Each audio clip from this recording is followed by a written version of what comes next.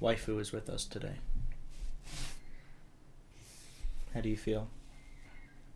I've got a great view. Nothing but net. Well, welcome to Digital Download, episode 21. 21. We can drink now. Thank God.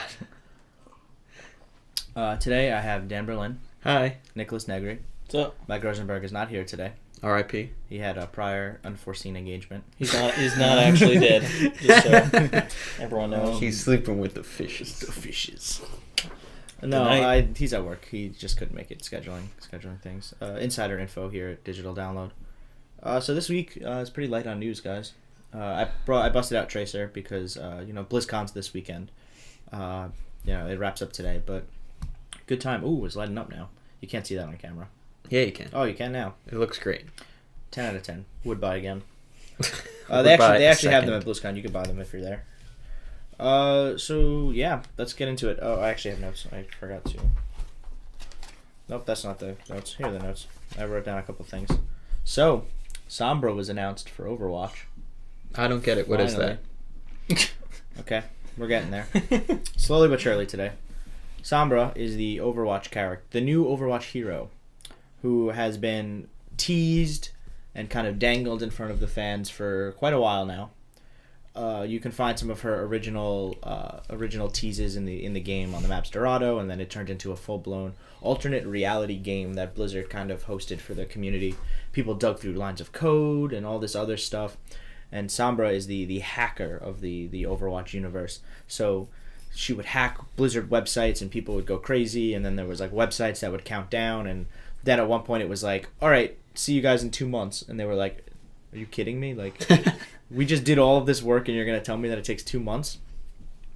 Fast forward a little bit. Finally, last week or 2 weeks ago, they discovered some emails between some Overwatch employee, some in-game employees in the Overwatch universe, and then it was hinting that something was going down on November 1st, and then it all led up to this BlizzCon announcement where,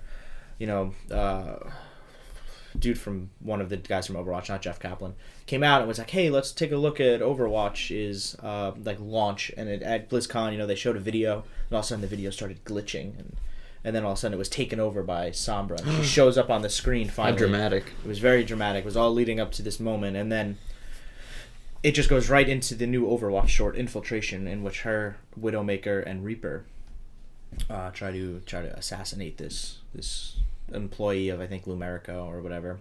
And then, you finally see Sombra, and the crowd went wild, and everyone was finally happy. Some people felt kind of, well, you sent us on this wild goose chase only to make us wait till BlizzCon anyway, so we didn't really We get could have just anything. waited till BlizzCon. There was no real need for all of this, but community engagement's always fun. Yeah, Keeping the hype yeah. up. Of course. It's always a good time. That's part of what has made Overwatch such a success. Like, they see what the community is doing, like giving Diva Doritos and Mountain Dew and all that, and then they put that in the game, and They're like, very that's good fun. with their fan service and other things. I feel like fan service sometimes has like a bad connotation to it. I feel like some people get really upset about that, but like, I don't know. I mean, there's, I guess, a right way to do it, and Blizzard's very good at that. I feel like it's kind of different from fan service in that it's like none of this was there prior to the fans. You know what I mean? Right. So I guess it is a fan service, but I don't know. I feel like it's different than when you talk about it in like anime or whatever. Right, that's what I'm saying. Like, if you take the word like fan service, like that's what it should mean. Yeah, but yeah. It is not what it means anymore. I mean, that's a larger discussion to be had at a different point. But like when you talk about like movies and other things, you talk about fan service, and you're like, oh, that movie just had too much fan service in it, and it's like, like the Warcraft, for instance, like and we're gonna get adapting into like the fan service. iconic moments from like, let's say, the Marvel movies. Walking Dead was more recent. You want Captain America to bounce his shield off of everyone, right? Like right. that's fan service. Like that's a cool moment that existed already in the comics.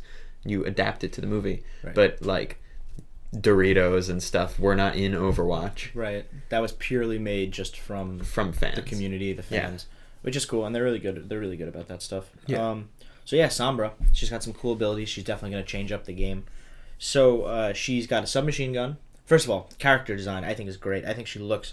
The leaked image that came out like originally, I was like, all right, she looks kind of cool, but I thought in the short she looked really good. And some of the skins that came out that they showed off at the panel later in the weekend. There's Do you watch the Soldier 76 short with all those glowing painted guys, the Yeah, Los yeah. Muertos? She has a glowing Oh, cool. skull Los Muertos skin, which is really cool. And then she has like a cyberpunk kind of, typical, like instead of purple it's blue and it's more like robotic. And Nice. those were legendaries. Those weren't even like the epic skins. Oh, okay. So I'm excited for those. And so her abilities, she has a submachine gun is her like main weapon, so she's kind of like Tracer where she does like little bits of damage. Yeah. But like But she's really like fast. she's like a nuisance about it. So her one ability is hack, which is naturally. So she can go up to an enemy and hold the ability on them and she'll shut down their weapon for it's like almost like a mini stun, like kind of like a McCree. They can still move around but they can't do anything. The interesting thing is she can hack Torbjorn turrets and turn them against the enemy, which is huge for counterplay. And she can hack the med packs on the field, so if an enemy team picks them up, they get damaged instead. Can she hack like Symmetra turrets also? They didn't show it off in the video, but I would feel like- imagine yeah, she you probably should. could. Yeah. So I feel like any sort of like deployable item, like Yeah. a turret or something, she can deal with. So she has that. She has an interesting kind of cross between Tracer and Symmetra. She has this little, I forget what they call it, but it's like like a mini teleporter of sorts that she can throw on the map and then teleport to that point. Yeah. So you can either like try to get behind enemy lines, like place it and like fight and then teleport back to there. Or like if you need to get out of dodge really quick, you can like throw it over a ledge and then like teleport, because you can teleport to it while it's in midair still. Yeah. So it's super. I'm glad that they gave her some form of mobility, because like that's something Ana really lacked, was like Widowmaker's got a grappling hook for Yeah. snipers, and like Ana's a sniper but has no way to get high ground or get anywhere. Yeah. That's a big problem with her. So I'm glad they gave Sombra some sort of mobility to her. What's her third ability? EMP. EMP, the ult. The ult. Her EMP is really cool. So it doesn't just like dismantle things or destroy them. She can stop a hero's ult, which is always super important. Like Ana can do that with her sleep dart, and there's multiple ways to do that. She can take down. So in the video that I watched, she walks behind She walks behind a Reinhardt, a Torbjorn, and a McCree. The McCree is about to ult. Reinhardt's got his shield up, and the Torbjorn turret's there. She EMPs, and all three of them go away. So that's super situational, like super useful. She can take down a Reinhardt shield. Yeah. Oh, she can go invisible too. That's her other thing. Oh, yeah. She has a cloak ability, and it's very simolar to other cloaking abilities, where it's like if you shoot, if you get damaged, if you do Yeah. anything In like, other you will- games, yeah, yeah. you will uncloak. You will become visible again. Yeah. And they specifically showed her fighting a Bastion, and the Bastion, has got her in his sights. She goes invisible, and he's doing a 360 spin looking for her, and she's just running circles around him, and then she comes up behind him and like guns him down or whatever. So it's nice to see that they really thought about some of like the main things that people complain about. They're like, oh, we need a hard counter to some of these things, and like Yeah. there are in the game. Like you figure it out the more you play, you understand. But they're really advertising Sombra as like, no, like she is a hard counter to a lot of these issues that you guys Yeah. have. So it was super exciting to see her. The short was really good. What'd you guys think? I thought the short was one of the best ones they've had so far. I think aside from the Bastion one, that was the last season 2 video they made, right? Have we? Is it officially started season 2? I assume so. Okay. Well, I don't know, because I know they said 76 was the last of season 1. Yeah. And then they had Bastion out, but they haven't used the term season 2, so I guess there's Right, season 2. yeah. But I yeah, so assumed it Bastion was was. the last one they had, and that was at Gamescom in August or July. Oh, wow. Whatever. That was quite a while ago. Yes. So yeah, this one was really good. A lot of fun action scenes, a lot of crazy like moves that you cannot do in the game, Yeah. but like looked good on camera. I'm excited to actually play as Sombra because, I mean, we play on console, and snipers on console are just sort of like, why bother? Yeah. Not that And I watching like the Ana like reveal, I didn't find a reason to want to play as her, like situationally. Right. So I haven't still. Yeah. But Sombra looks like a lot of fun.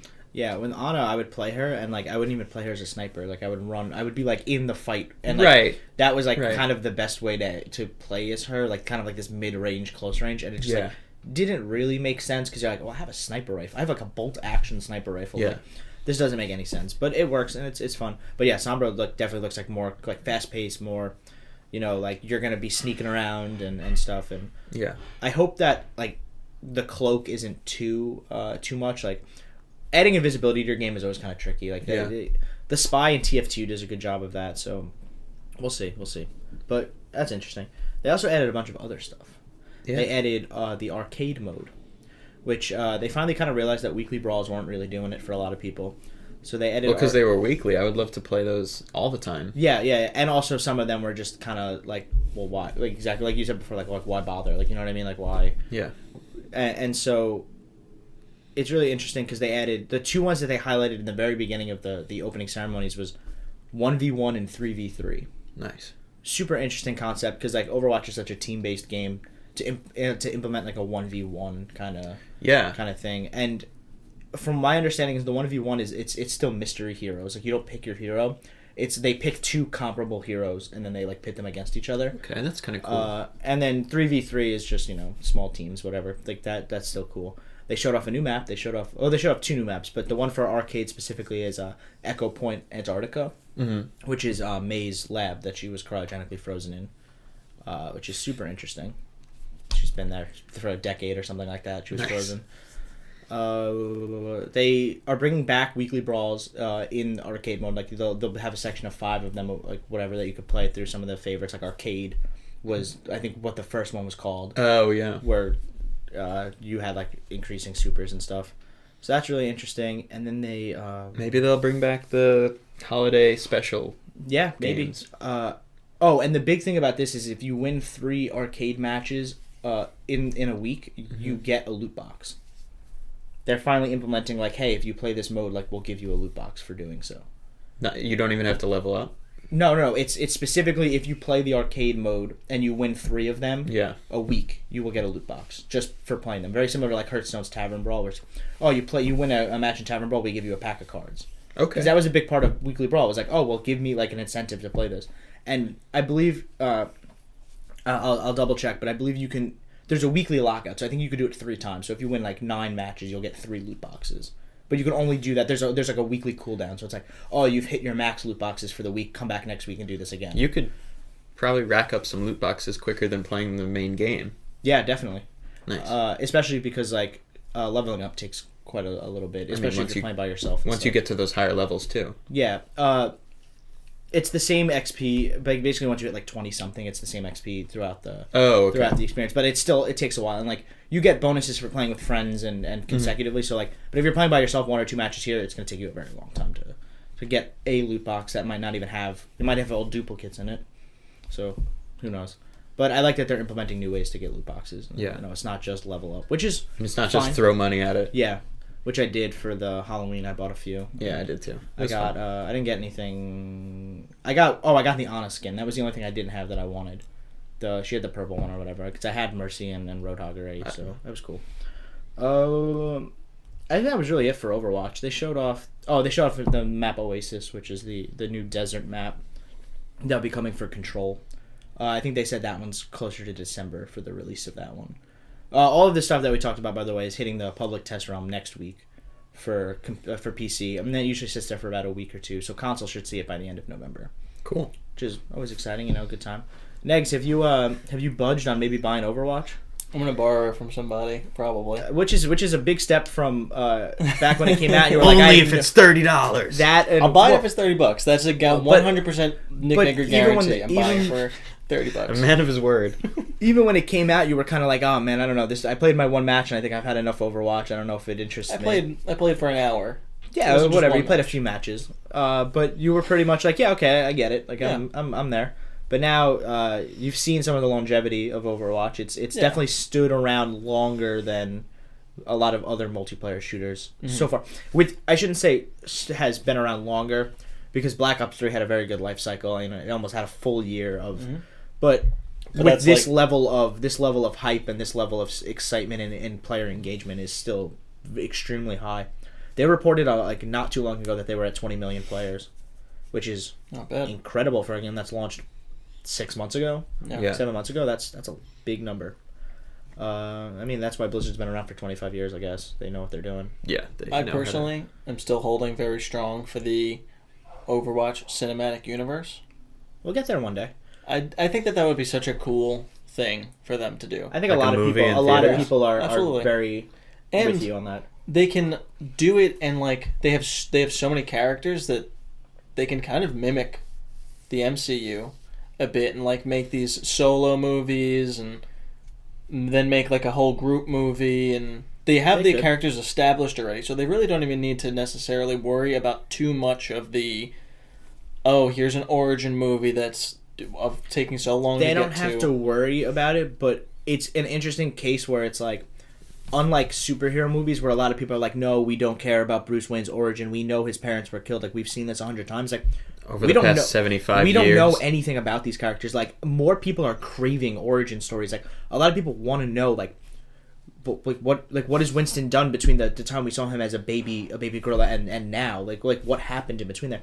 You have this weird thing where you have these established characters that people love so much, and they just want to know their backstory. So like, people want the origin story as opposed to other superhero stuff where they're like, all right, we've seen this 100 times. Every superhero is the same origin, too. Right. And it's like, well, we've seen this, we've been through this, we get it. And it's like, we want to see those just being superheroes. We want to see them doing their thing. But with Overwatch, it's like, no, we've seen them do their thing. We want to see how they got to that.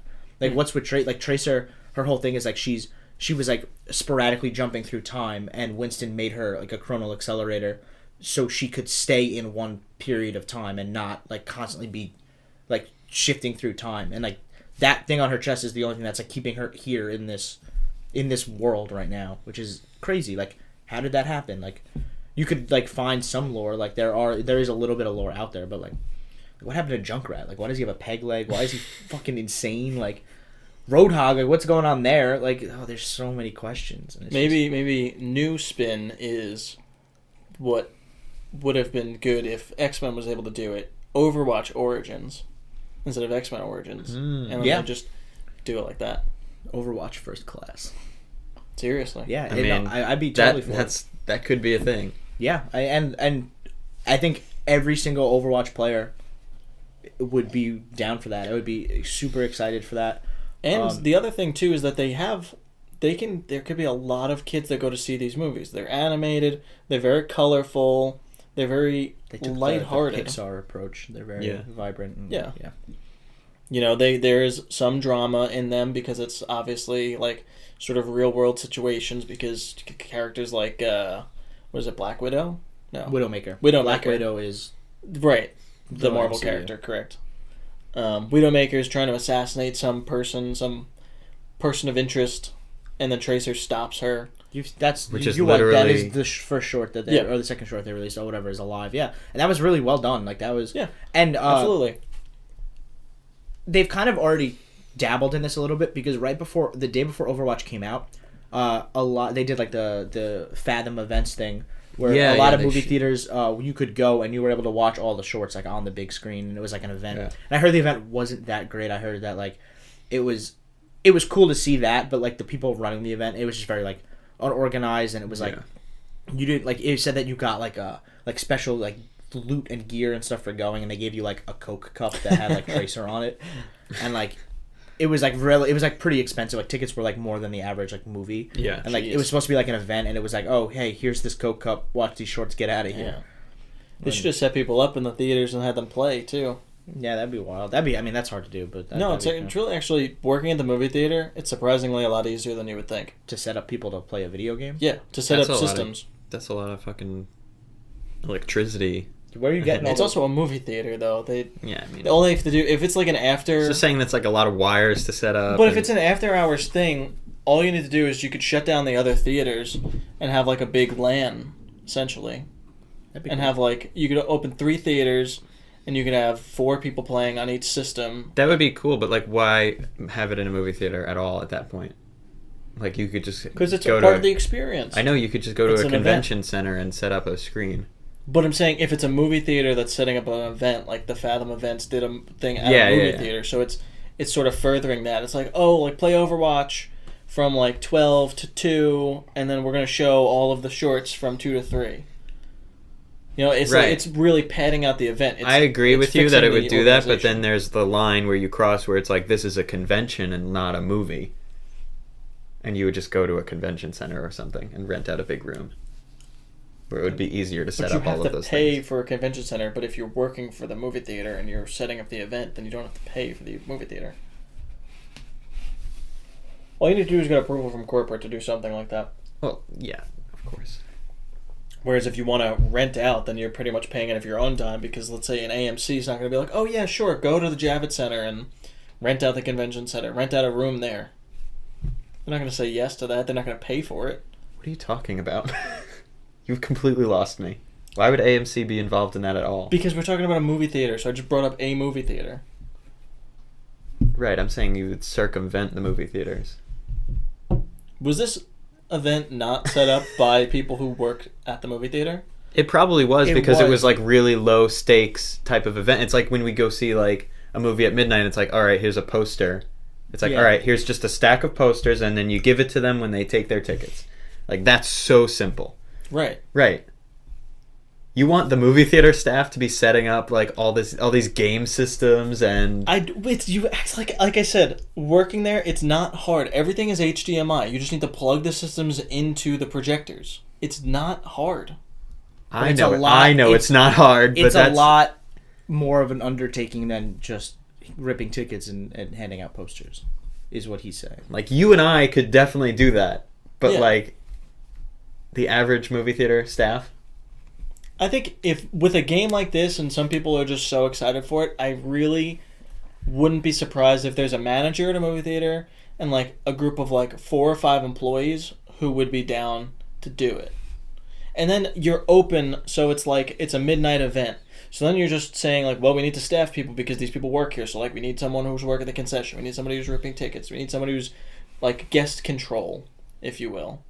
So then you're just paying people to work. It's not like they're working for free.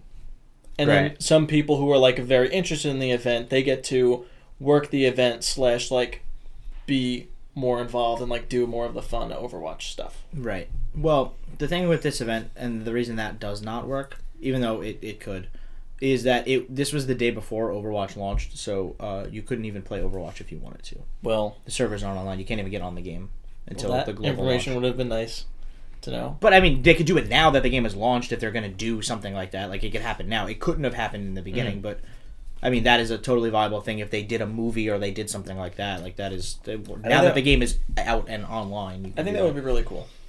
I think it would be cool too. It's just that's just like a bigger discussion about events and other things. Yeah, so that's all I got for Overwatch. Diablo 1. Let's talk about Diablo for a minute. Diablo 1? Yeah, Didn't that game come out in like 96? 20 years ago next week. So yes, 96. They announced at BlizzCon that in Diablo 3 you will be able to play Diablo 1 as a free annual event. So every January, if you go to it could be called the Darkening of Tristram. So let me preface Tristram. this. Let me Good place. let me preface this with Wait, before you get on, how's Tyrell doing? Tyrael. He's good. he's doing his thing.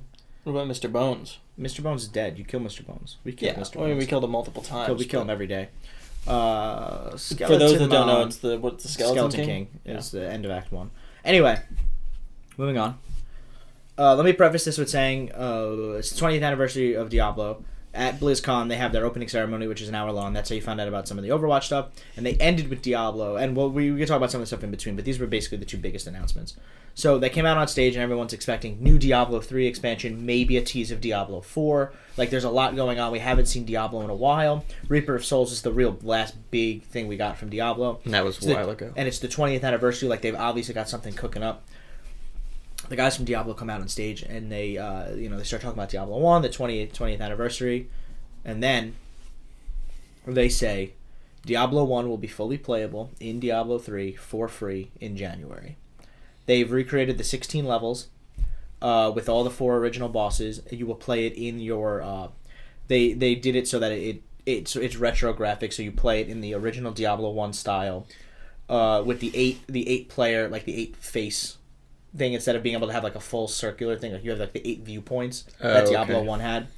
They're using original music and all that, so it will basically be you are playing Diablo 1, and you will be getting loot for Diablo 3, so it has exclusive stuff. Is it an emulation? Kind of. It's built to work inside Diablo 3. Take that as you will. I mean, it's not just like a straight up like, okay, we just took Diablo 1 and just pasted it in Diablo 3. Like, it is worked from the ground up for Diablo 3. Okay. It's just meant... It won't look exactly like Diablo 1 looks. It will look a little bit better. It will play a little bit smoother, but it's intentionally going to have, like, kind of janky frame rate. Like, it's supposed to emulate the first one, but it is not. But it's not an emulation. Not an emulation. It is supposed so to. It's sort of like Shovel Knight, where it looks like it's 8-bit, but it's taking advantage of modern technology. Right, exactly. And the whole point is, when they announced it, they didn't say it was going to be an annual event, and then it came out later in the Diablo panel that it will come back every January, just as kind of like a little homage to Diablo 1. And every year it will have new gear that you can get only by doing this. So essentially you load up adventure mode in Diablo 3, which is a thing that was introduced in Reaper of Souls, where you can kind of just go to any point on the map and go and kill things. So you will go to this area that opens up, and essentially you will like go into the cathedral of Diablo 1, and then it will take you into this retro UI. And you go through it and you beat the bosses, and there's all this exclusive loot that you can get, and exclusive stuff that's only for that event or whatever. And then, once you've done that, you've kind of experienced that little portion they have for you. So that was a pretty exciting announcement. People were expecting a Diablo 4 tease, but not expecting like a Diablo 1 to exist in a Diablo. Like, that was a very cool announcement. And then they came out and they were like, oh, we've got something else for you, and they showed off the Necromancer, which was a class, I believe, in Diablo 2 that people have wanted in Diablo 3. Reaper of Souls touched on the Necromancers, like that's like basically that expansion. And then they were like, the Necromancer is playable in Diablo 3, like starting whenever. I think they said early next year or whatever. So they announced a new class for Diablo 3, but no expansion, no Diablo 4 tease, nothing. It was just those two things. And a lot of people were like, oh, if they're going to bring on the Necromancer, they're going to bring it in an expansion. Like, there's going to be some bigger thing at play here. Yeah. No, just the Necromancer. People felt kind of a little cheated by that. They felt kind of let down. We haven't seen Diablo in so long. Like, what have they been doing? And then they come out with this, and they were like, oh, this is really cool, but, like, it's been a while. Like, what's going on? So, who knows? Maybe Diablo 4 will never exist. Maybe Diablo 3 will just live forever. Maybe we'll never see an expansion for Diablo again. I love Diablo 3. It's a great game. I know Negri enjoys Diablo. Oh, yeah. Great couch co-op game. A lot of fun. It's a great game in general. It had its problems at launch, but that game exists so much better on consoles. And like a lot of people agree with that statement. It feels good to play that game on a controller. Yeah, I agree. There's a lot of button mapping, and it was ported very well. Nah, bro, mouse and keyboard forever. Mouse and keyboard for a lot of things, but not Diablo. There's too many buttons to hit, and like on a keyboard, everything's not spaced out very well. But on the controller, Well, maybe if you got a pro gamer keyboard with I had the one. backlight. I had the G510. Whoa. It's got the screen, displays your stats. I got all my G keys. I had all that. G keys. Yeah, they're basically just like macro keys. Yeah. But since it's like the G510, you got like 15 macro keys, and they were like G1, G2. You should have picked up the LX720. That's a good one. I actually sold the G510 to a community member, Mike Rosenberg, and by community member I mean former living person, Mike Rosenberg. yeah, because we started that with that we killed him. So yeah, former life member Mike Rosenberg. Yeah, he owns that now. He might not even own it anymore. I don't know. I sold it to him a while ago. Yeah, they announced a new Hearthstone expansion. Whoop-de-doo. I've been playing a lot of Hearthstone. I've been playing a lot of Hearthstone lately, and that is a game I've always enjoyed a lot. This is much needed. And not because we need a new single-player expansion. Like that, sure. Like, we just had one not too long ago with Karazhan.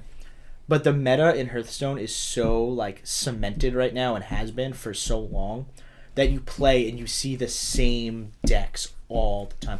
You see Aggro Shaman, Zoo Warlock, Control Warrior. You see the...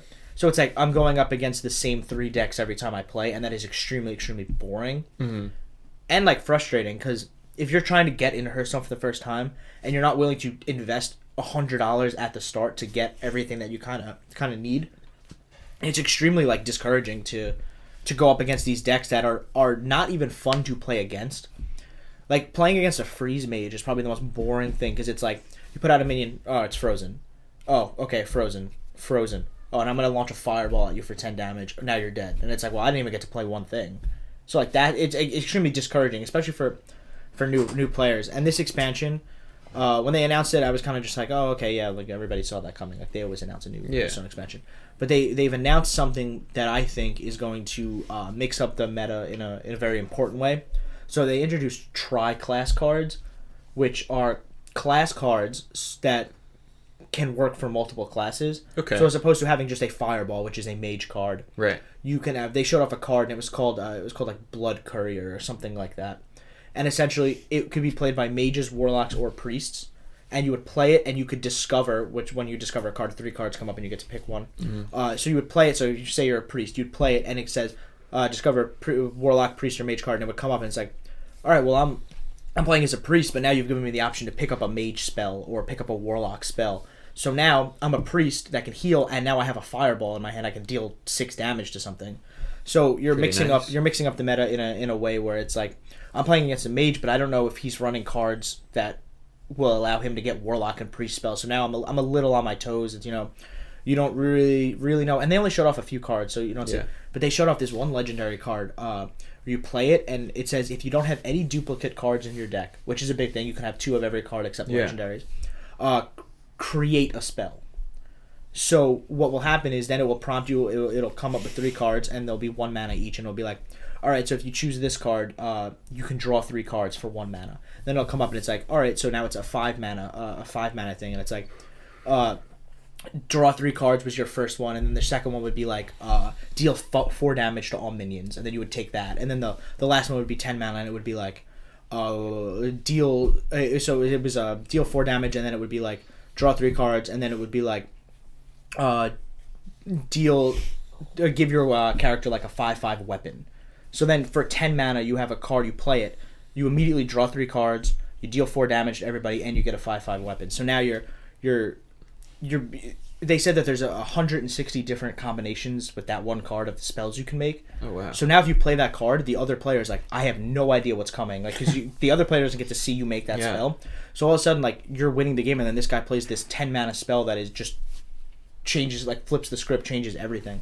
So like it's just exciting to see that there's finally going to be some sort of variety to the game again. Yeah. And like it's the expansion is called Mean Streets of Gadgetzan, which is an extremely interesting place in Warcraft just in general. But they're going all like gangster. So you've got like Tauren chieftains with like Tommy guns, like driving in the back of a car. There's a goblin thugs. Like it's just kind of like a fun little play on that area. Yeah. And they're doing a thing where it's like you align with like 3. There's 3 different like gangs you can join.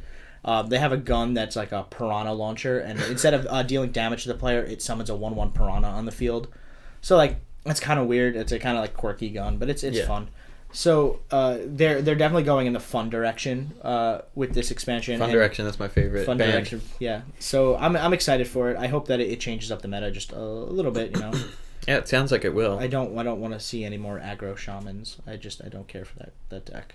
They play turn 2. You've got 40 different things coming at you, and you're like, well, this wasn't fun, not even slightly. So presentation was a little slow. That guy spoke for a very long time. And he was very like, and this is our next card. It is and like he was excited, but he was just very like, all right, like let's just speed this up a little bit, please. Maybe he was really nervous and he just wanted to make sure he said everything the right way. Yeah. You don't want to misspeak and have the entire internet be angry at you. Yeah, like Thomas Middleditch. Did you see that? That was a segue because I wanted to talk about Thomas Middleditch, but also I'd heard it was bad, but I don't know why. So I didn't watch it, but he was hosting the Friday night esports, one of the things that were going on that weekend. And it was announced in the very beginning of the press conference, like, oh, we have Thomas Middleditch from Silicon Valley. Yeah, I mean, they announced that a while ago. And it started with him poking fun at, like, nerd culture in general. Okay. And a lot of people don't know who Thomas Middleditch is, and they think, oh, like, just... A lot of the hate was, oh, you're an actor in, like, a nerd culture show, but you don't actually, like... Just because you're appropriating our culture. Yeah, just because you play somebody who's a nerd on TV doesn't mean you understand it. And like they didn't realize that like he is a very avid gamer. He's very involved. Yeah. So like he Instagrammed his gaming setup and everything, and he's like, for the people that were like telling me that like I'm a casual and like I don't understand culture, like he's like, look at my setup. Like he just like went into this whole big thing. And he's like we're on the same team. Like we're allowed to make fun of, like we're allowed to poke fun at like ourselves. Like it's not a big deal. And then he said something else came up about it, and I don't remember off the top of my head. But essentially, like, you know, it was just people kind of getting bent out of shape because they didn't really understand who he was as a person and like where his interests lie, and they were kind of just like, oh, just because you play a nerd on TV doesn't mean you understand our culture. And it was a lot of just misinformed people, and also I think some of his jokes missed pretty hard. Yeah. So it was just like, oh, this is kind of awkward, and like I don't really think you know what's going on, and we don't know what's going on, and there's just like a lot of misinformation flying around. But yeah, I think it's all sorted out now. I remember he got into a Twitter fight with someone, and their name was like Warcraft Legion, and I was like, are you the Warcraft Legion account, or is that just your name?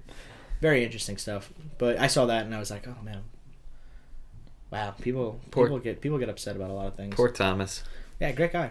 Yeah, 10 out of 10. The fan of 10 out of 10 would meet him. Big be okay. Community member Thomas Middleditch. I wish. Yeah. Also, they announced the Overwatch League. Yeah, I'm excited. Yeah. So the Overwatch League, for those of you who don't know, which is probably most of you, because this is a very interesting new thing that's going on. They basically they announced it. They were like, "This is the Overwatch League," and everyone was like, "Yeah, but you have the Overwatch World Cup. You already have like an esports division of Overwatch. I don't really get what this is."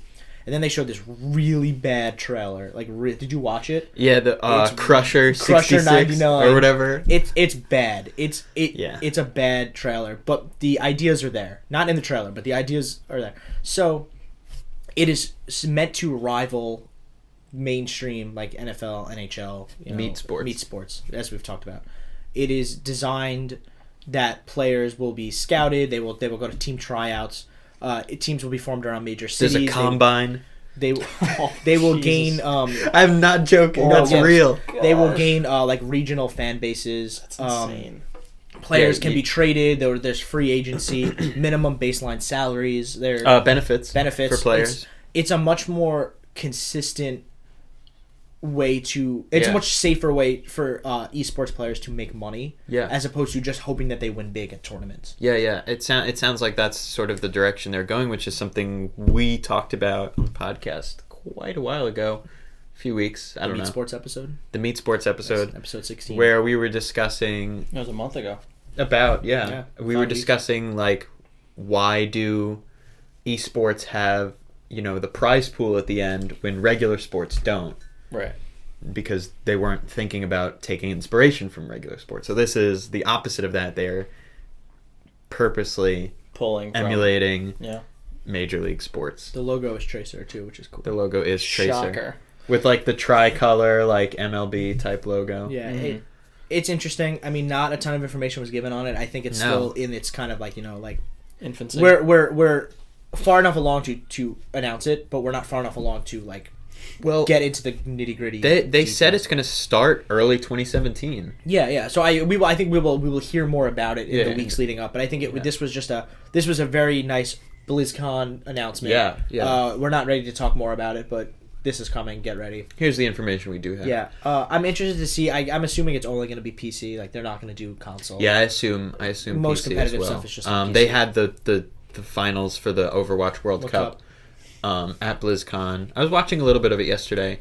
Pretty interesting. Yeah, they had all their stuff. Heroes of the Storm. Yeah. The Warcraft Arena. Hearthstone Finals. They might bring consoles into it at some point, because if you think about it, if PC, top of the line, the Overwatch League, so that you could call that like, you could call that the A League, if you will, the Pro League, and then every sport has a developmental league in some capacity. Right. So your consoles could be your B League.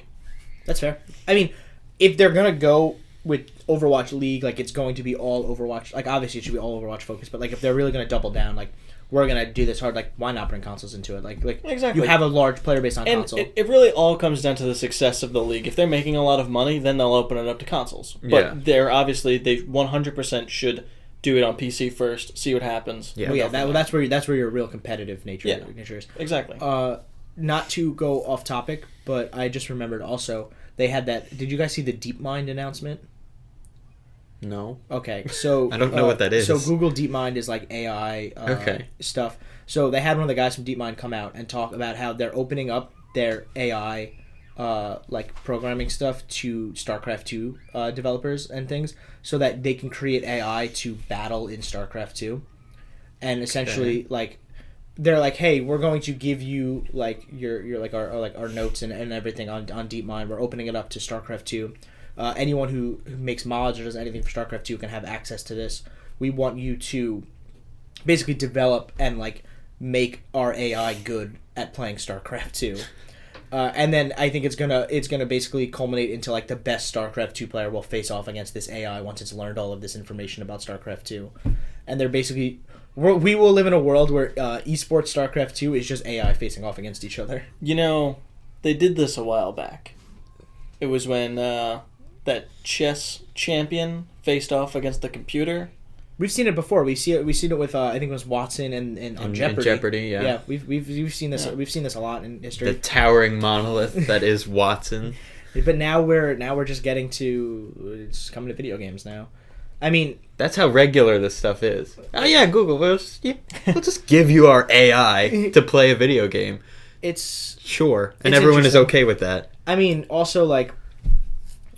Whatever. I mean, it's over my head. Like, I'm never going to touch anything to do with that. I don't play StarCraft 2 also. I'm never even going to touch StarCraft. But, like, sure. Like, we'll see where this goes. Like, maybe... I'll be interested. Yeah, like, I'd watch that fight, like, that match. I won't know what's going on. I probably couldn't tell the difference between the computer player and the human. My one thing about AI specifically, and, like, playing a video game against, like, a computer, is that, like, Is there like reaction speed supposed to mimic that of a human, or is it because it's a program? Can it click on things? Is its reaction speed that much better than like a human? It should be, but like, no, is that an unfair advantage? But they have to tone it down because that's completely unfair. Human being can process at the speed that the bots can process. Well, that's sort of the idea here. It's like, well, okay, if the point is that you're making a bot so that no one can beat it, yes, but like. For example, Gears of War's bot system, like they make those bots slow because, yeah, of course. You know, if they were playing at that capacity, a bot could have a gun from the other side of the map and hit you. Right. And you wouldn't even know that they were there. Right, and I guess it comes down to, is the AI trying to mimic humans as best as possible, and then just become really good, or be just the best robot, or just be the best robot ever? Which in that case you would lose every time. Right. Yeah, because you could get it to like click around the screen instantly. Like, that's what you I'm don't saying. have. There's no mouse dragging. There's no. It knows every coordinate on that map. A human player. Yeah, in theory, it should. It should. Yeah, and it removes human error altogether. That's what I'm saying. So I guess when you're developing AI, like take like let's talk about Westworld for a minute. Let's take Westworld and talk about how like their AI is meant to mimic humans, like to a T. Yeah. So like, is that what to a fault? To a fault. Is that what this is supposed to be? Is this supposed to be, hey, we're giving it to you to develop for it and teach it so that we can gather as much data about humans playing StarCraft as possible, so it will learn from the mistakes but also mimic human. But now here's another question, and this is really deep and we probably shouldn't get into it, but we're talking about how you're going to make an AI that's essentially flawless, but how can a flawed being make a flawless instrument or a flawless technology, if you will? Because no matter what, because a human with human error is making it, in theory, that human could never make something that's not flawless. You hope that... Just out of the natural order of things. You hope that there's an accident and the computer can, like, course correct. Like, the computer becomes so much higher sentient than the human. Well, then we have some serious problems then. Right. We're looking at Terminator. I can't wait till the StarCraft Blizzard bot kills us all. I was watching it on Twitch, and, like, the whole chat was just, like, Blizzard Skynet combo. Like, Blizzard Skynet collab. You know, that's kind of like a kind of scary thought, because if it's space battle... You know, and you've created a program that's figured out space battle, then it can figure out just any sort of battle in general. And they start 3D printing Zerg and animating it, and we have to fight the Zerg. Anyway, that was just something that it wasn't even on my notes. I just remembered about it, and I thought that was really interesting. I'm terrified. Yeah, now we're all scared. Yeah, I mean, as you should. I mean, it's not even October anymore. Life is scary. Oh yeah, November. Happy Thanksgiving, I guess, or whatever. Preempted. 75 degrees in New York on November 6th. Yeah, I mean, so that was basically everything that was at BlizzCon. This week was really shitty. It was for really news. BlizzCon-y. We talked about Westworld for a hot sec over there before, and We could go back to that. I'm Like- not caught up on That's Westworld. like video game adjacent. But, yeah, I haven't, but that's why I wanted to bring it up because Okay. apparently It's like Kojima VR. except for said real. that Death Stranding has a lot of influence from Westworld in development. Take that as you will. Kojima being cryptic, but So does he mean the movie? he didn't say. He just Or said the Westworld, television program? which are based on the same. I mean, I'm concept. sure he's seen the movie Westworld. It's 100%. kind of old. But I'm saying, like, even if it's the TV show, like that game is so early in development that he could watch that whole season of TV and then And then develop still a make the game. full game. Yeah, like he's Um, not anywhere. Yeah, or he could just have his philosophies aligned with the show, and it just happened to be that way. Yeah. But Just that's cool. I'm an interesting tidbit that I saw. interested for more Westworld and more Kojima. Yeah. Yeah. What else went on this? We saw Doctor Strange. That was good. Yeah. It was cool. I liked it. 10 out of 10. I don't know. If A lot of- it- no, yeah, no, maybe but- like 6 out of 10. No, yeah, we all walked into that movie theater with a large array of opinions on that movie. I mean, I I was was, scared I was of it. excited. I'm a big fan of I liked it. Cumberbatch. I keep saying 10 out of 10. I know it's not a 10 out of 10, but I liked it a lot. The special effects were fucking amazing. It was good. It has its flaws. I thought the humor was very missed on a lot of it. Some of it, yeah.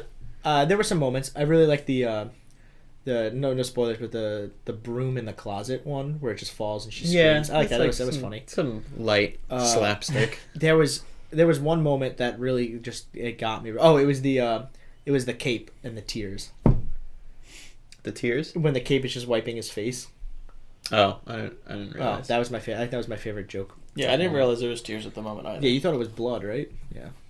No, just some Um, tears, some good stuff. Yeah. Special effects were great. Benedict Cumberbatch is great. A lot of the other actors are great, but were wasted. in Yeah, that movie. that's a Marvel problem though. They're It's a they're huge really Marvel good at problem. wasting villains. But the villains, the supporting cast are really just like this might be one of like the strongest casts they've had, Yeah, and just sort of just Yeah, how little many? underperforming. how many How many Oscar nominations yeah, I was gonna between say. all of them? McAdams, Ejiofor, Swinton, Michelson. Mads. He is. He didn't get nominated for Maybe Le he Chiffre did. in Casino Royale. No, What? Why not?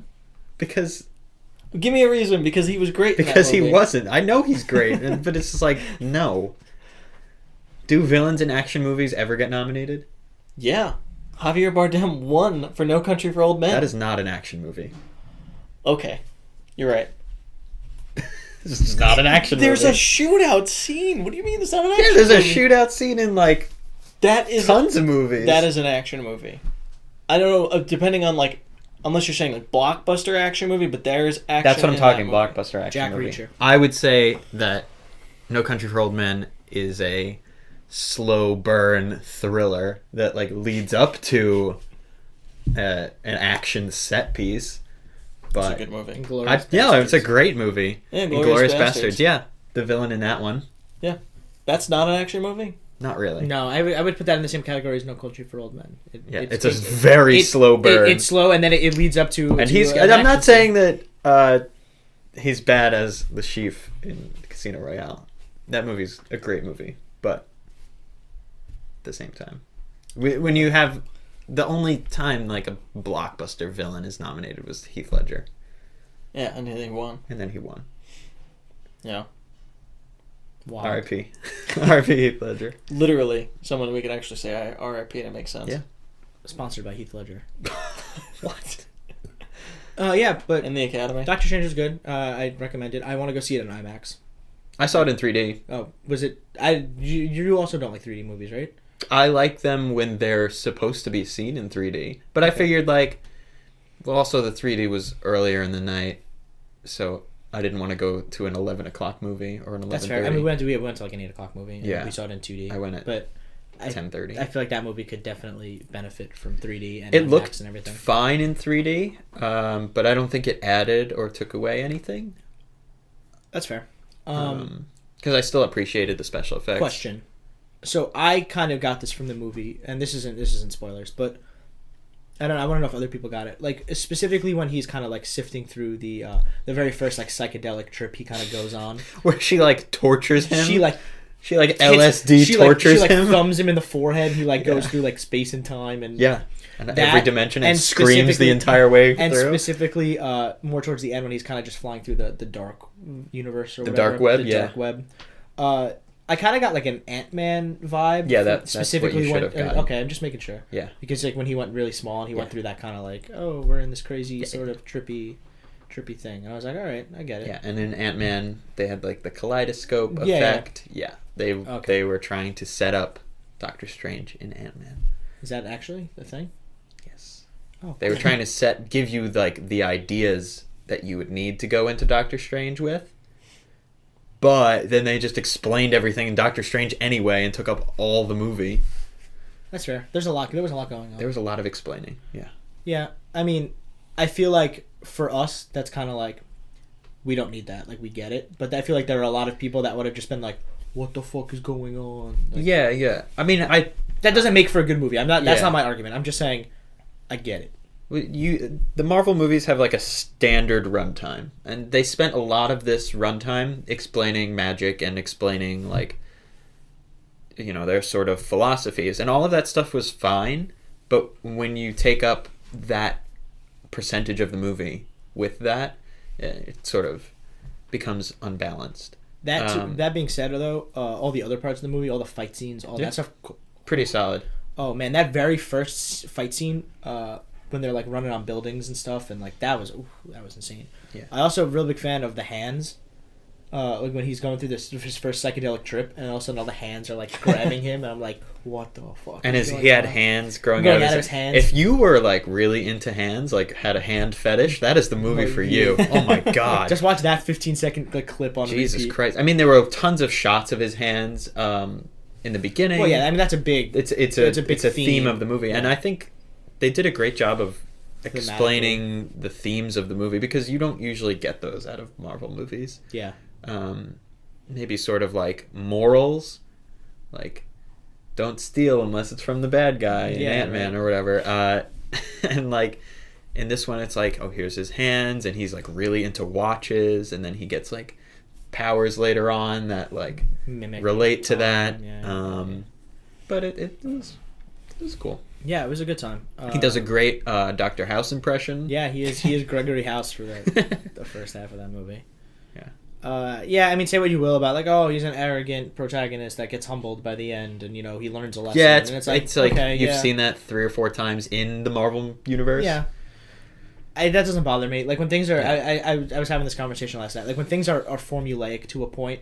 Yeah. It's like that doesn't bother me. I don't care. If the formula works, it's like how many Marvel movies are like, oh, the bad guy's got to get this powerful thing, and then you know the heroes are trying to stop him from getting that powerful thing, and then he gets it and he tries to end the world, and then they stop him. Yeah, like that's the every MacGuffin. movie ever. Yeah. So it's like baking a cake. You want to follow the recipe, so you make a good cake every time. And the only reason people would be upset about the cake is if they've already had too much cake. You got to add those spices to make that cake good, like oregano or basil. Good thing we only have a cake every couple of months. Yeah. 2 cakes a year is fine. I appreciate Doctor Strange had heavy hands at certain points. You know, it did get a little. Yeah, it did get a little. It did get a little much in certain. But you know what I mean, like emotionally, like you know, there were some scenes. Yeah. But like it was a much lighter tone than we had in the past few months with BVS and Civil War, and like, you know what I mean. Like you're dealing with these like heavy like morality issues, and like Doctor Strange was a kind of nice like, oh, just kind of enjoy the ride. You know what I mean? Like we're gonna blow your mind with some really good visual effects and show you some really cool colors and stuff, and enjoy it, because you know it's only gonna get heavier as time goes. They got to keep them super lighthearted so that when Thanos kills everyone, that's what I'm saying. Like, because Civil War, like BVS was a slog for a bunch of other unrelated reasons, but then like watching that movie and that's being super dark and gritty and heavy, and then going immediately like a month or 2 later to see Civil War, which was amazing. Don't get me wrong, no arguments about that there. Yeah. But dealing with some kind of similar themes. It was serious. It was serious, and it dealt with a lot of similar themes that BVS did with should we be policed? Like we're superheroes? Are we too powerful? Like we're destroying things, we're killing people, blah blah blah blah blah. And it's like, all right, wow, like having those two movies like relatively back to back and dealing with a lot of that's what 5-6 hours of like inner conflict between the two movies, that's like 6 hours. Yeah, like morality issues. It's like, all right, that was a lot to handle. Granted, Civil War had a lot of comedic relief, which was much needed. Yeah. And good action scenes. And Spider-Man really, stole the show. Yeah, that's what they do a lot better though than the DC movies. Is that humor? That humor aspect. that making their characters likable part. Yeah. Unfortunately, Doctor Strange, the humor was. I feel like it was at weird intervals in the movie. That could have been a movie with no jokes. Yeah, and I think it would have been better for that had there been no jokes. I don't think jokes. I think it would have been a little bit jarring to some people. They might be like, oh, because they've been trained to expect humor in those movies. I was expecting, from the trailers and stuff, I was sort of expecting a Batman Begins type deal, which is way darker than Marvel goes. I had this fear going into the movie, prior to like anything coming out about it, was that I was afraid that it was gonna try to be very pretentious and very you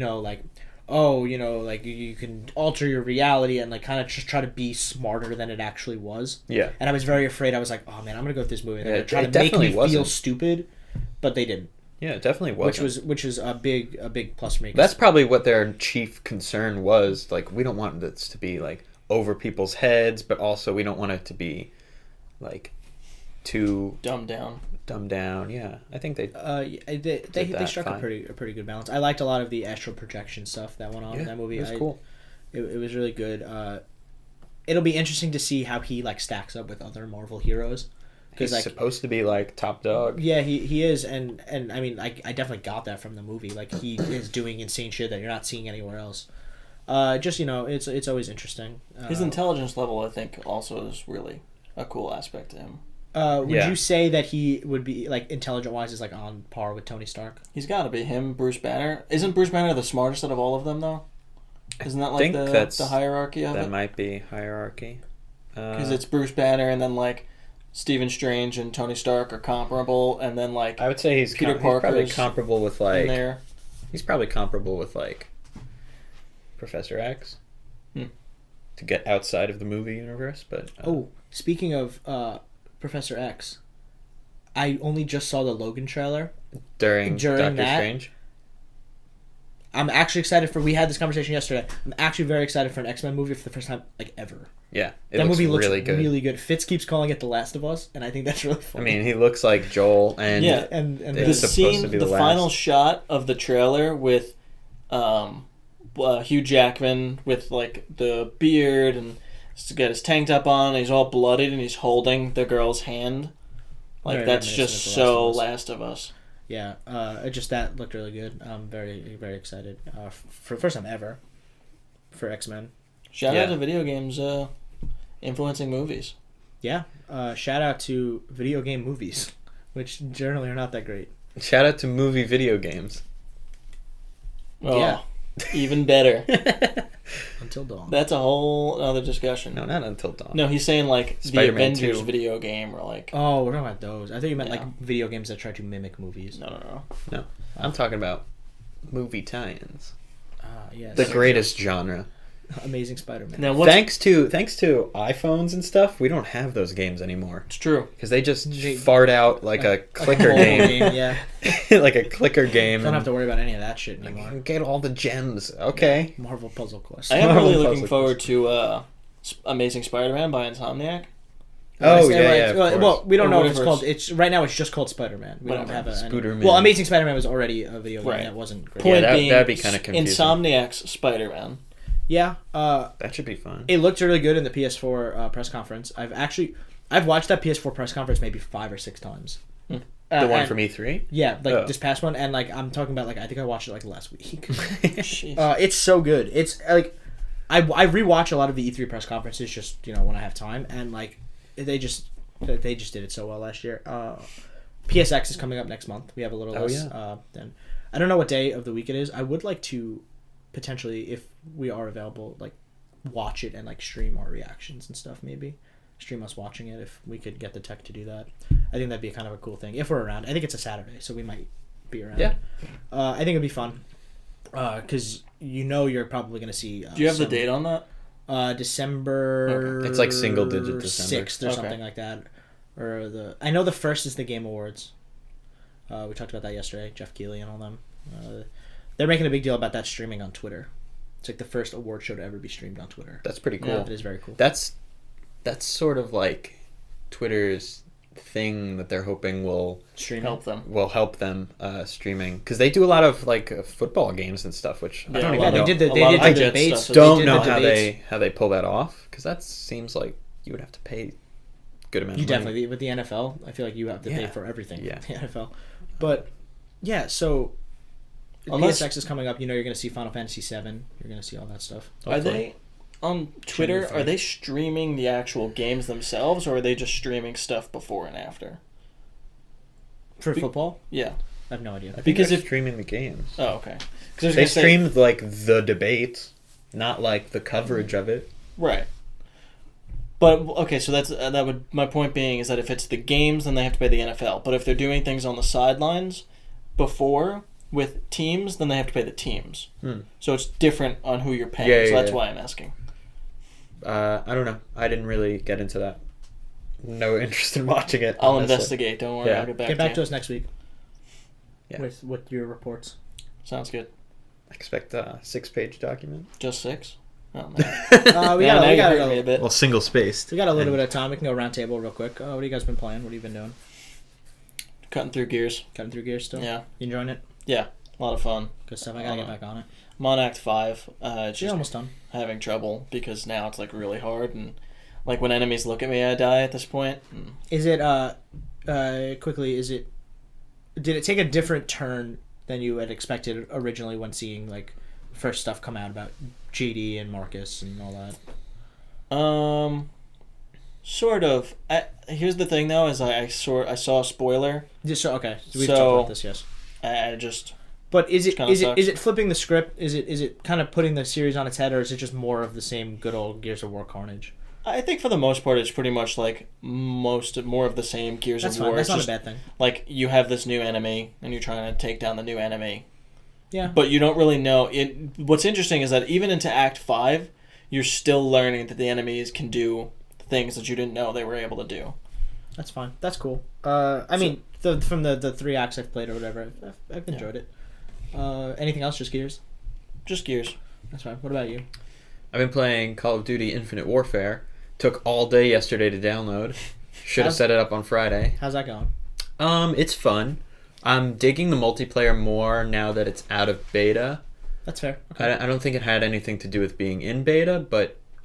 Well, you have access to everything now. There's no limitations. There's no... Yeah, but the beta was offering. I'm enjoying it. I feel like I've like wrapped my head around the type of character I want to play, and I really, really dig the... You saw a brief bit of this when we were playing the beta. The dude who like gives you missions to do while playing multiplayer. Oh, like you're it's like get 5 kills. The guy you align yourself with. There's like the 3 factions thing, like the Wolverines. Well, the Wolverines is like the first. I guess maybe there's more later on. Well, in the beta, you could see there was Wolverines, and then there were 2 others, and it was like unlock at this level and unlock. Oh, at this okay, level. then that's how it is. So at this point, I'm very early on in multiplayer and single player. But this guy gives you missions to do as like sub objectives while you're playing multiplayer. So you could just play multiplayer regular, but it's like something that like gives you some kind of focus outside of just shooting dudes. Makes you play a little differently. Exactly, it makes you play it a lot differently because it's like, all right, here you just want to get 10 kills, and now you just want to get like a kill with your like power, yours. Whatever it's called. I'd seen that a little bit in the beta. I remember, because I didn't know what they were, but now that you're saying this makes sense. I remember when it was like get 5 energy weapon kills, and then 5 basically it's like weapon kills. Basically it's like some of the guns have energy. There's no difference in how they work. They just sound differently. They shoot like lasers, like they shoot like laser beams instead of bullets, but you still have a limited amount. Advanced Warfare had that. Some of the energy weapons regenerate ammo. That's another. None of the ones that I've used. Some of the later ones, and that's like their draw, but they can regenerate really slowly. Yeah. Anything else? Just Call of Duty. You play any of the Modern Warfare stuff? I did. Mostly because I never played that game. So I was playing a little bit of single player, playing a little bit of multiplayer, and I have feelings about the old Call of Duty multiplayer that are good and bad, and I think I'm going to write up a bit about it. That sounds good. For Monday. I just need you to give me one piece of information about Modern Warfare Remastered. Multiplayer. Did you create a class? Yes. Was it super bare bones? Was it just like, okay, you have like silencer, red dot, whatever? Or is it nuanced now? It's like more.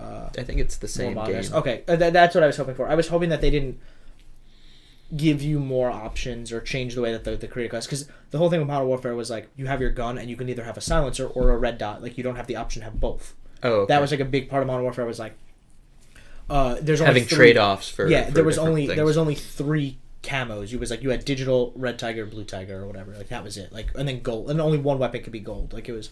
I haven't gotten that deep into it, but it definitely was just very feels bare like bones. an older game. Yeah, and it was like, okay, you have now in Call of Duty games you have like 1,000 challenges to complete and objectives and like all these like you know what I mean, like it's side like stuff. Yeah, I'm like, sure they had the challenges back then too. They did, but that's what I'm saying. It's like one page and it's like here are your operations challenges, here are your kill challenges, and it's all just like get 150 kills, all right, you're done with this. And it was just like it is very scaled back because of the time it was created. Right. And I was hoping that they didn't try to add a little bit more to it to try to push it a little bit. I don't think they did.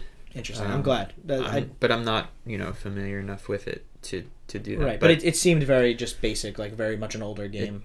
Yeah, definitely. Okay. And we always talk about we always say like, oh, the Call of Duty, it's the same game every year. Well, when you jump forward 10 years, the game is so different now. Yeah. I mean, obviously all the objectives and sort of the way things feel are the same, but they've added stuff incrementally over the years that have changed the fundamental way you play the game. That's good. Yeah. So and we like barely noticed. Yeah. Until you jump back into those old games. Yeah, because they're incremental over the years, and then eventually you look at a 10-year span and it's completely different. Yeah. Okay, that's cool. Yeah. That's a good time. I mean, I've been playing a lot of Battlefield. Nice. Battlefield 1. I like that we're all kind of playing 3 different, very very different feeling games.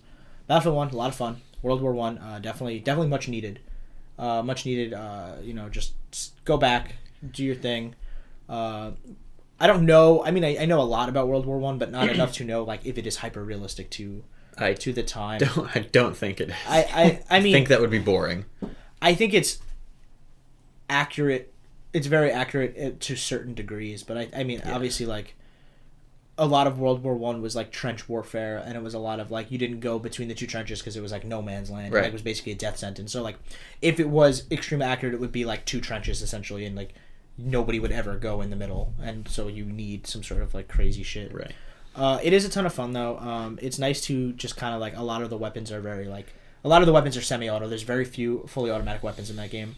A lot of bolt action rifles and stuff. Guns are not precision accurate to a degree because like the guns back then weren't supposed to be able to. I mean, you still get sniped from like 500 yards out, but but it's going to be a little bit tougher. That's more people just who are good at the game. Like I get sniped by that, and then I see the guys level like 75, and I'm like, all right, okay, that makes sense. You sunk 40 hours into this game. I have a question. Yeah. Battlefield 1, will that be a better representation of World War 1 or the Wonder Woman movie? Battlefield 1. Battlefield 1 definitely. Don't even get me started. Yeah, that's sort of a thing I was thinking when I'm playing Modern Warfare. The Battlefield team, I feel like, has shown more respect for World War 1 than the Modern Warfare team did.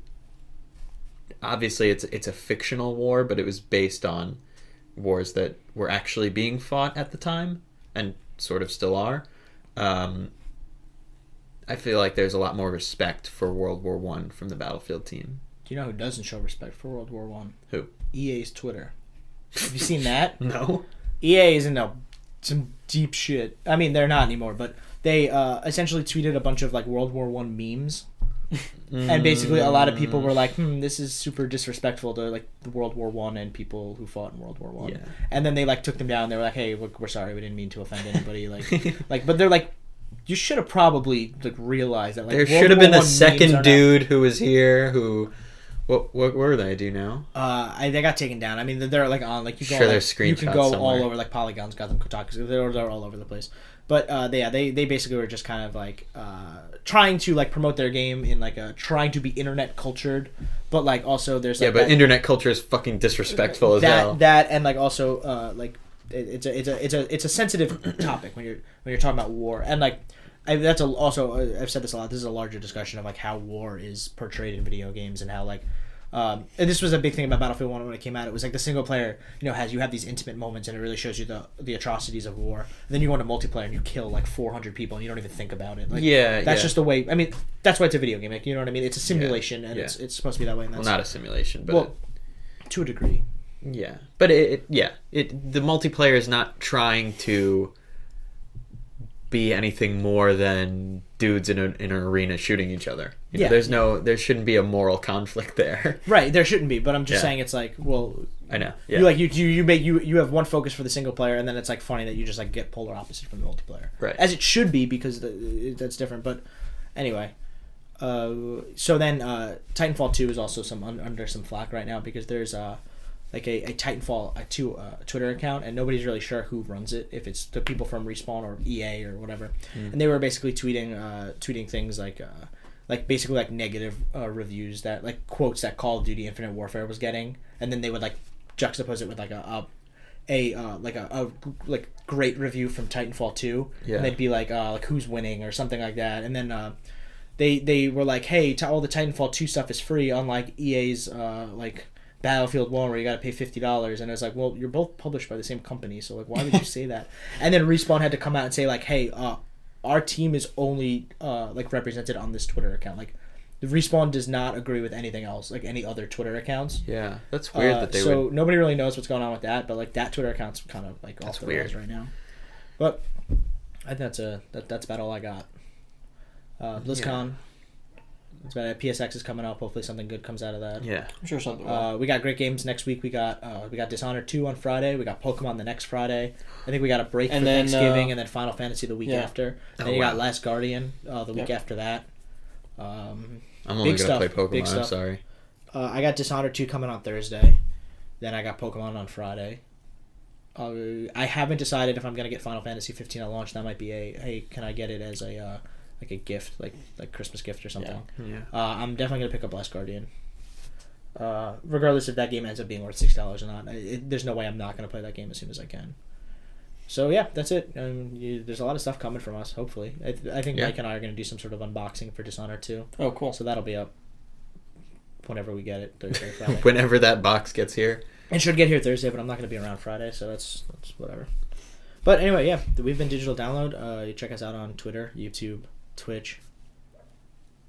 I guess that's it. I don't think we have anything else. Friendster, Snapchat, Napster, LimeWire, Instagram, Facebook, Tinder, Bumble, Uber, Grindr, because we're open people here. JDate, Farmers OK Only, Cupid, Plenty of Fish, RedTube,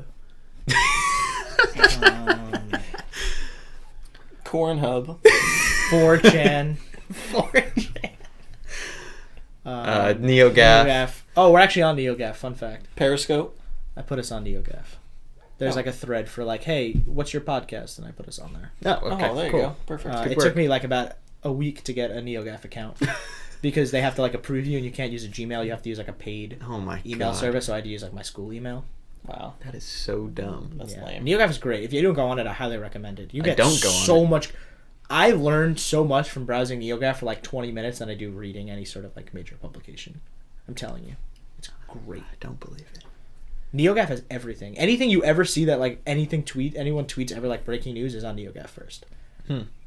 Great internet forum. Highly recommend. You see a lot of crazy shit on there. My favorite is you see at the very beginning, like almost on the front page every day, it's like, hey, did you guys like game trailers? Well, the voice of that guy is doing something new, and it's always an Easy A plug. Easy Allies, always. And it's always people being like, oh, I love the game trailers. That guy's voice is great. And it's just a Brandon Jones appreciation thread. It's so funny. But yeah, this has been episode 21. Working title. That's what I'm going to call the episode. This is Tracer. Election day is on Tuesday. Go vote, please. Fuck Donald Trump. Yeah, sure. That's about it. That's Dan's opinion. I mean, it doesn't reflect all of Game Generations. I think it does. It might, but we're gonna say that it's Dan's opinion. It doesn't reflect all of Game Generations, just to cover our bases. But you should go vote still. Go vote, yes. Regardless. Please go vote. Irregardless. Irregardless. Same word. Flammable and flammable. Bye. Later.